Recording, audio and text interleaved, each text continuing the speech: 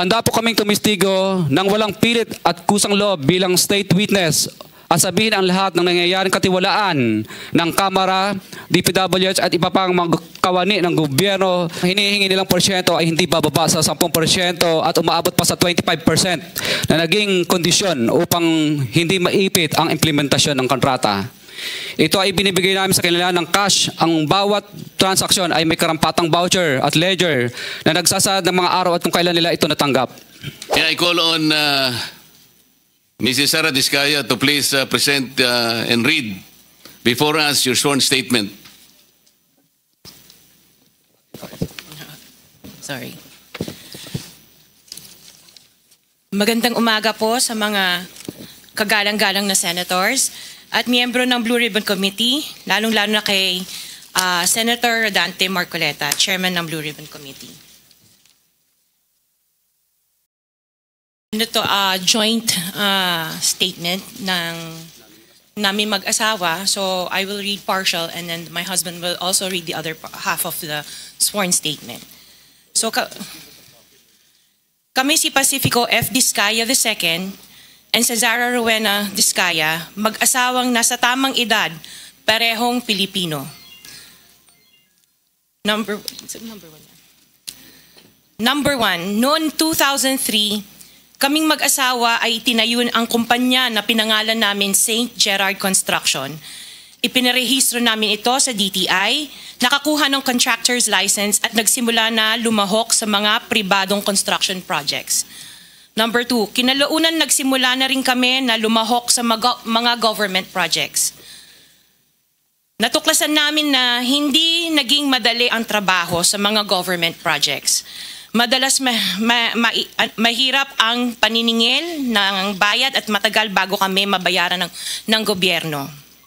Number 4, hanggang dumating ang pagkakataon, lumapit sa amin ang isang kaibigan na si Voltaire Claveria at inalok kaming magkaroon ng proyekto sa national level gamit ang aming lisensya. Number 5, ipinakilala niya ang sarili niya na nagtatrabaho para sa isang congressman at nangakong kapag nagbigay kami ng pera ay makakakuha kami ng proyekto.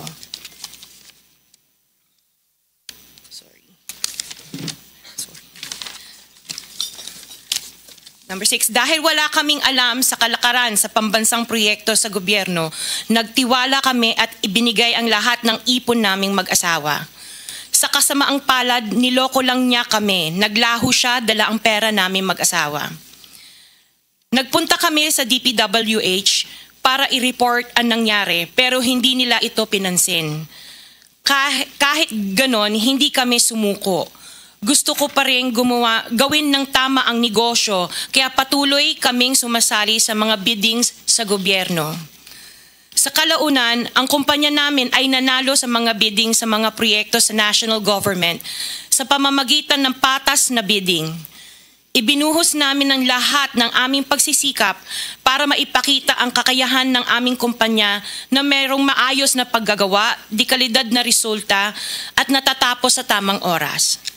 Nagkaroon ng konting tagumpay ang St. Gerard Construction, kaya minabuti namin mag-asawa na mag-expand at bumuo ng ibang kumpanya tulad ng Alpha and Omega General Contractor and Development Corporation. Interjection, Mr. Chair. What is the interjection? Salamat, Mr. Chair. Kailangan ko lang pong umakyat sa office sandali para sa isang pulong, but hopefully pagbalik ay nandito pa rin sina Mr. and Ms. Diskaya dahil meron din po akong mga tanong para sa kanila. Oh yes, Salamat we'll po, make sure Mr. that they Chair. will be here for your questioning. Mr. Chair, point Yes. of order.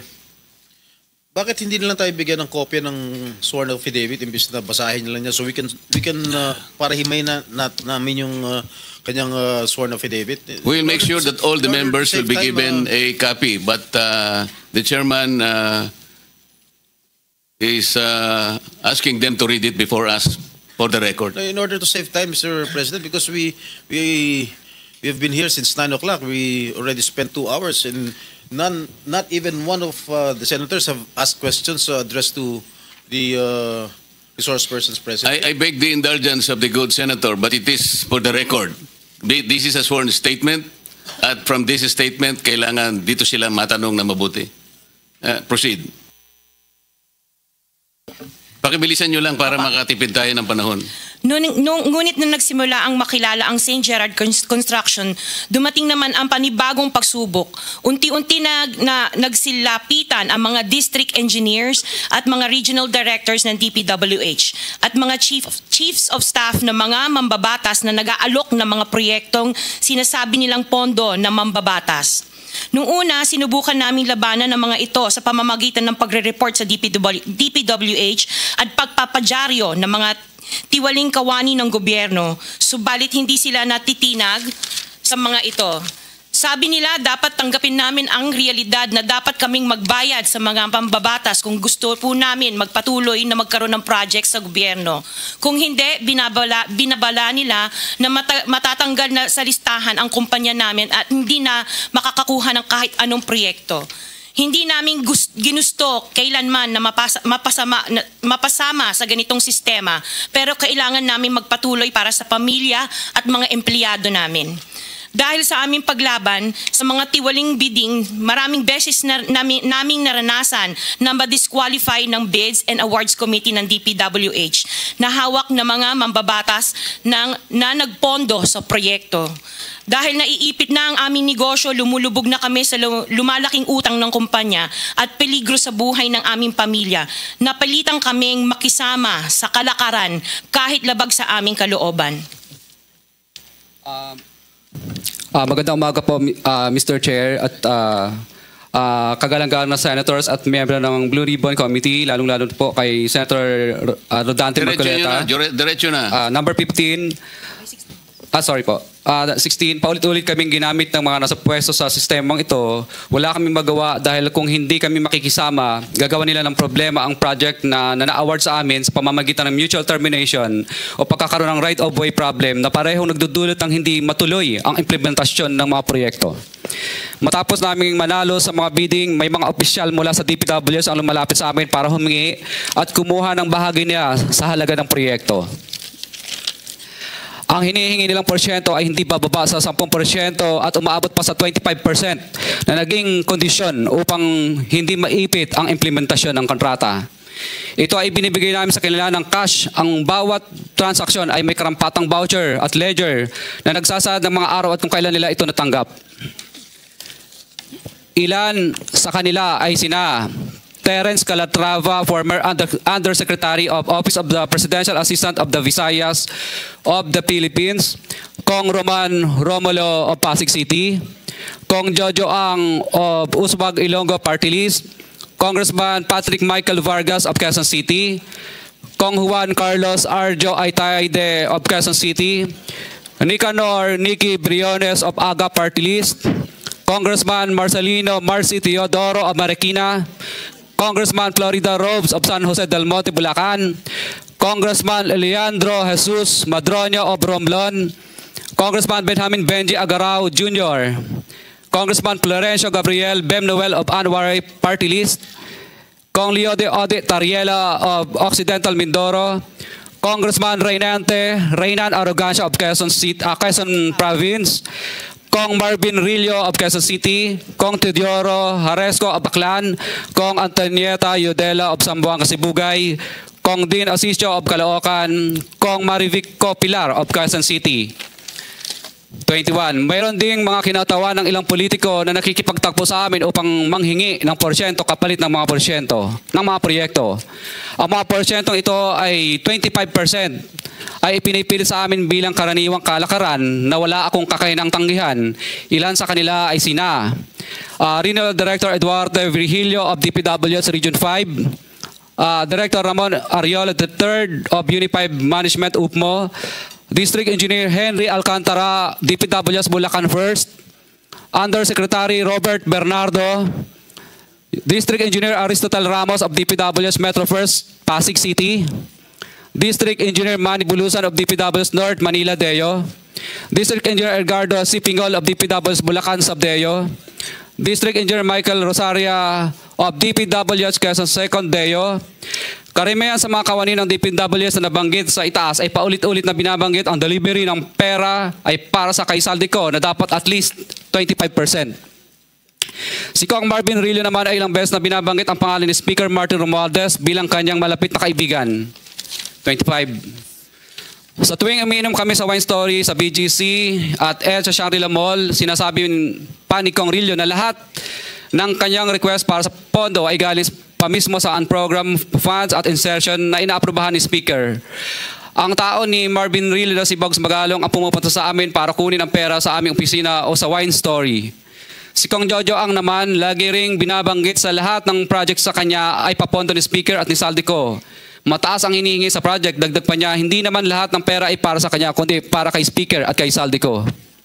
Sa lungsod ng Pasig naman, lumapit sa akin ang DPW's project engineer na si Angelita Garucha para kolektahin ang parte ni Kong Roman Romulo sa flood control projects noong 2022. 28, number 28. Pagdating ng 2025, si District Engineer Aristotle Ramos ang sumunod na nagpakilala na bagman ni Kong Roman Romulo kung saan 30% ang kanyang hiningi ay para kay Kong Roman Romulo. Sinabihan ko kay D.E. Ramos na masyado namang mataas, ngunit sinabi niya na walang magagawa dito dahil pondo ito galing sa unprogrammed funds at insertion galing sa taas. Sa ilang pagkakataon, ang mga politiko na personal na inabutan ng halaga ayon sa hiningin nilang porsyento mula sa proyekto. Ang pagbabayad na ito ay hindi naman kagustuhan kundi isang hakbang na ginawa namin dahil sa matinding panggigipit. Ilan sa kanila ay sina Kong Antonieta Yudela kasama ang kanyang asawa, Kong Marvin Rillo of Quezon City, Kong Nikki Briones of Aga Party List, Arturo N. Atayde, ama ni Kong Arjo Atayde, Kong Florencio Gabriel Bem Noel of Anwaray Party List, Kong Eliandro Jesus Madroño of Romblon, Kong Benjamin Benji Agarao Jr. Bagamat naging matinding pagsubok ang kabawasan ng pondo na nakalaan sa proyekto, pilit at matapat naming sinusunod ang bawat espesifikasyon na nakasaad sa Program of Works na nakasaad sa proyekto ng DPWH. Nakakasiguro kami na nagawa namin ng maayos at matapat ang bahagi o phase ng proyekto na na-award sa amin. Sa katunayan, hindi kami mababayaran ng DPWH kung hindi ito dumaan at pumasa sa maraming material testing na naaayon sa design ng DPWH. Ina-assess at ini-inspect ng DPWH ang bawat proyekto base sa natapos na parte o accomplishment. Napilitan kami na i-absorb ang kabawasan na ito na nagdudulot ng maliit na kita o pagkalugi sa ilang projects.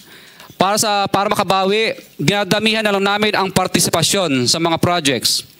Taliwas sa mga lumalabas na may mga impormasyon sa publiko, hindi kailanman kami gumawa ng ghost projects.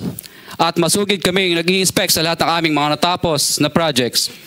Handa po kaming tumistigo ng walang pilit at kusang loob bilang state witness at sabihin ang lahat ng nangyayaring katiwalaan ng Kamara, DPWH at iba pang mga kawani ng gobyerno upang gawin ang tama.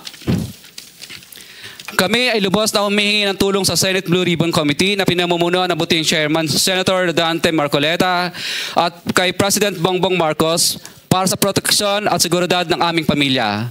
Ang salaysay na ito ay kusang loob namin ginawa at walang sino mang pumilit na gawin ito. Sa katotohanan ng lahat ay nilagdaan namin ang salaysay na ito ng kusang loob at walang pumipilit. Sign, Pacifico of Vizcaya, nagsasalaysay. Notaryado po. For the record, this sworn statement was notarized by a certain attorney Reynaldo F. Segubiense, PTR number 246726, January 4, 2024. Hanggang ang MCLE ay 2025. This was notarized on September 6, 2025. Mr. Chair.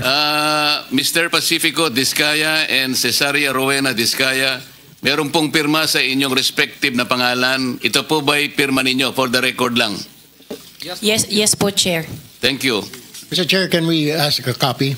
Every member of this committee? Yes, we will do that.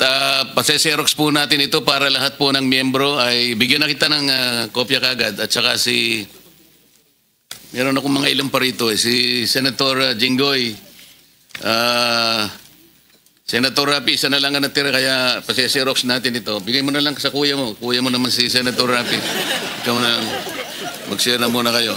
So, Sino po ang gustong magtanong habang base po dito sa sinumpang salaysay na ito, sino po yung gustong magtanong sa kanilang dalawa? Mr. Chair. Senator Erwin. Una ko pong tagatanungan.